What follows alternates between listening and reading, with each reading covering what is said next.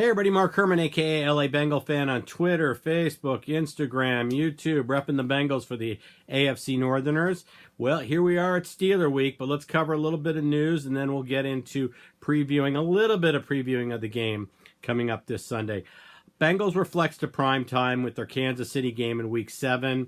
I was really enjoying flying under the radar and being disrespected by the networks and by the league. I'm okay with that. I want this team playing with a chip on their shoulder. But it's a little earlier than I thought it would happen, but we got flexed now. It's the network's only shot, and I get it. I mean, you had the Rams-Niners, Week 7 Sunday night. That's a snoozer game.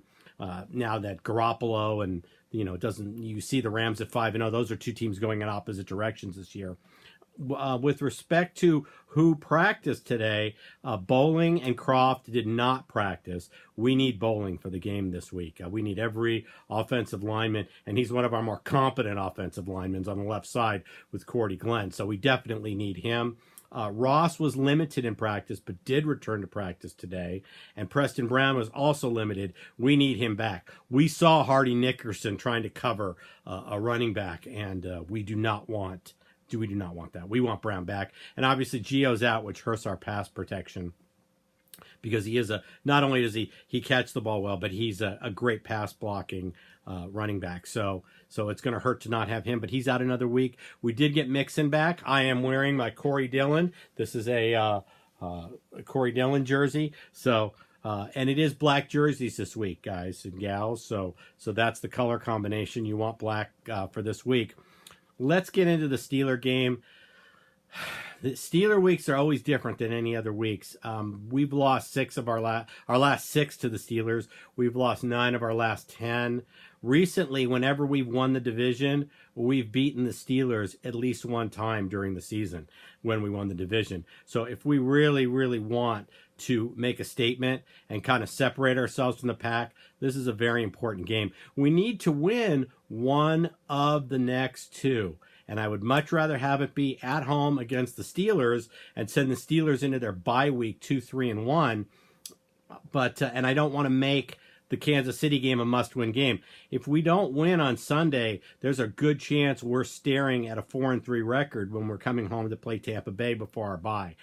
Not the end of the world, but certainly we would much rather be 5-1 and really put some separation. If this team wants to show that they're different than the other Bengal teams, this is a week you do it.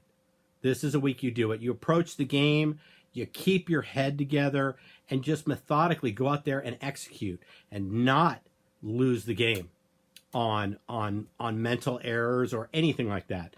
They really, really, really need to keep their heads together this week and treat this like any other game, but get out there and do what you do. So Pitt's desperate. And that's what frightens me.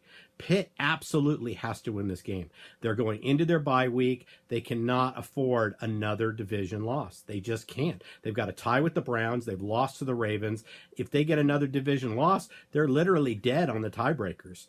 And they'll be 2-3-1 going into their bye. So this is a game where we could really, really deliver a significant body shot to the Steelers. And I would really like to see it.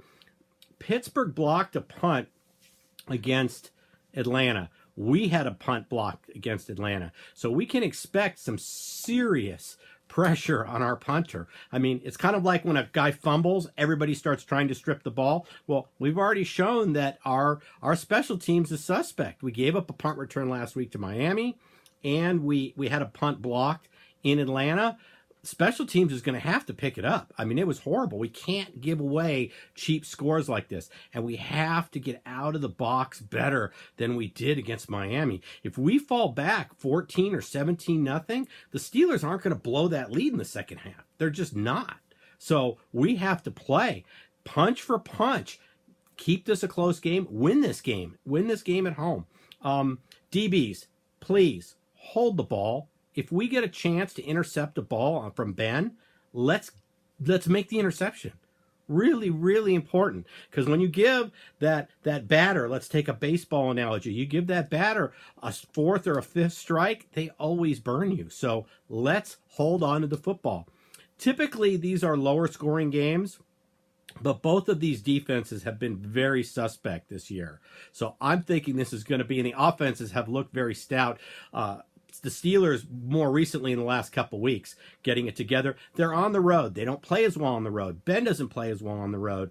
Let's jump out on an early lead and let's score often here.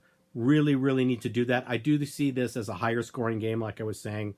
And so I am going to predict 31-24 Cincinnati winning this week.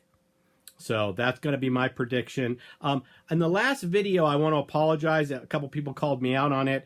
I did not do my typical sign off. I just absolutely forgot. Believe me, I wish I don't have to do this sign off. I would like at the end of this year, I can retire one or both of these sign offs, because I know I always say, fuck Marvin Lewis till we win a playoff game. I want to win a playoff game this year and not be able to say that anymore. And I say, fuck Mike Brown till we get back to the Super Bowl. Let's get back to the Super Bowl. I would love to retire those. I haven't changed my attitude. I just forgot the sign off last week, so you got it here. Let's go win Steeler Week. I will have a recap up after the game. And as always, I will say, Hoo-day to everybody out in Hoo-day Nation. Let's win Sunday. Important week. We can really show everybody we are a different team by winning this Sunday. Take care, everybody.